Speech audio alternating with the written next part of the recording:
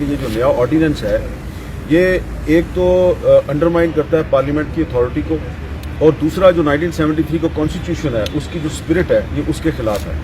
اور اس میں ایک بڑی امپورٹنٹ آبزرویشن ہے چیف جسٹس اطہر من اللہ صاحب کی کہ جب انہوں نے قاضی صاحب کو کہا کہ یہ جو نئے آرڈیننس کا سیکشن 20 ہے اس کو پڑھیں، جب یہ پڑھ رہے تھے تو اس میں جب انہوں نے بتایا کہ پبلک فگر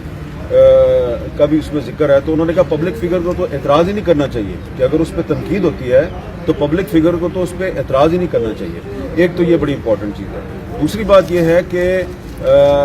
اسلام آباد ہائی کورٹ میں کچھ کیسز آلریڈی زیر سماعت ہیں جس میں کہ جو پیکا آرڈیننس 2016 ہے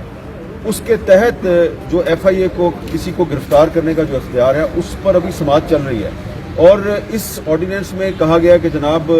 ایف آئی اے جو ہے وہ کسی کو بھی گرفتار کر سکتی ہے، جبکہ کورٹ پہلے ہی ایف آئی اے کو کہہ چکی ہے کہ آپ بغیر انکوائری کے کسی کو گرفتار نہیں کر سکتے. ایف آئی اے کمٹمنٹ دے چکی ہے، ایس او پیز دے چکی ہے کہ ہم آئندہ ایسا نہیں کریں گے.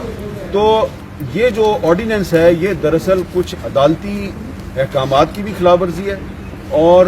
جو زیر سماعت مقدمات ہیں اس آنریبل کورٹ میں یہ ان کے اندر مداخلت بھی تصور کی جا رہی ہے. تو اسی لیے آج چیف جسٹس صاحب نے جو نوٹسز ایشو کیے ہیں اس کے ساتھ یہ بھی کہا ہے، اس میں آرڈر میں لکھوایا ہے کہ اگر اس کی خلاف ورزی ہوئی تو